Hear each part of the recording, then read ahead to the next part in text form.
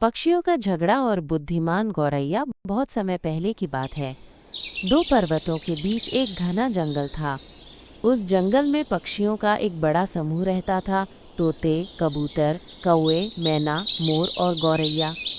उन सब के बीच एक छोटी सी गौरैया रहती थी, जिसका नाम चित्रका था।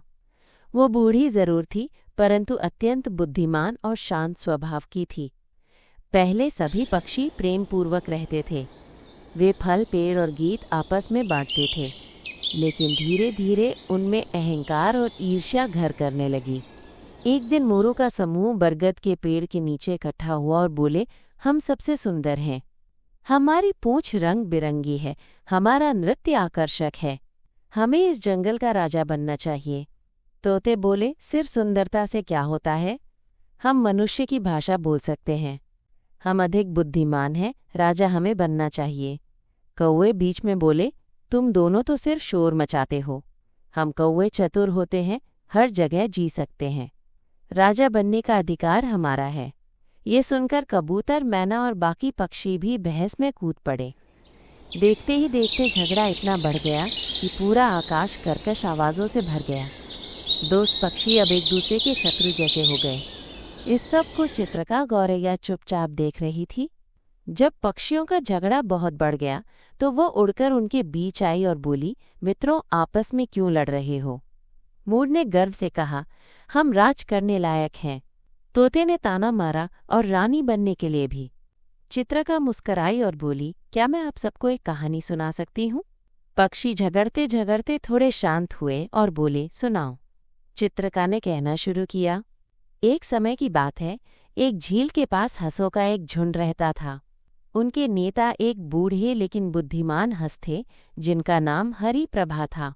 वो न तो सबसे सुंदर थे, न सबसे तेज, परंतु न्यायप्रिय और सबको जोड़ने वाले थे। एक दिन शिकारी आया और उसने झील के पास जाल बिछा दिया। एक हंस उस जाल में फंस गया। बाकी पक्षी घबरा गए, लेकिन हरि प्रभा शांत रहे। उन्होंने सबको एक साथ जाल पकड़ने और एक दिशा में उड़ने को कहा। सबने ऐसा ही किया और मिलकर जाल उठा ले गए और अपने साथी को बचा लिया। अगर वे बहस करते कि कौन तेज उड़ सकता है या कौन सबसे ताकतवर है, तो उनका साथी मर गया होता। पक्षी ये सुनकर शांत हो गए। चित्रका ने आगे कहा, राजा वही बनता है जो एकता ला सके, न कि जो सुंदर या तेज हो। अगर हम बांट गए तो खत्म हो जाएंगे, अगर एकजुट रहे तो मजबूत बनेंगे। मैना ने पूछा, तो फिर हमें क्या करना चाहिए? चित्रका बोली, हर पक्षी की आवाज़ होनी चाहिए। चलो एक सभा बनाएं, जहां हर प्रजाति का प्रतिनिधि हो, और कोई एक व्यक्ति सलाहकार हो जो सबकी बात सुने और उचित मार्ग दिखाए। सभी पक्षियों ने सहमति में सिर हिलाया। उस दिन के बाद पक्षियों की एक वनसभा बनी, जिसमें सभी पक्षियों की भागीदारी थी। चित्रका गौरैया उनकी सलाहकार बनी। अब निर्णय बातचीत से लिए जाते और पक्षियों के बीच फिर से शांति और प्रेम लौट आया।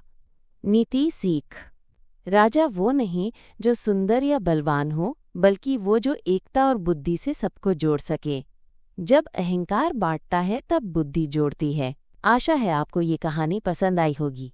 और भी नई नई कहानियों के लिए हमारे चैनल को सब्सक्राइब करो और मज़े लो।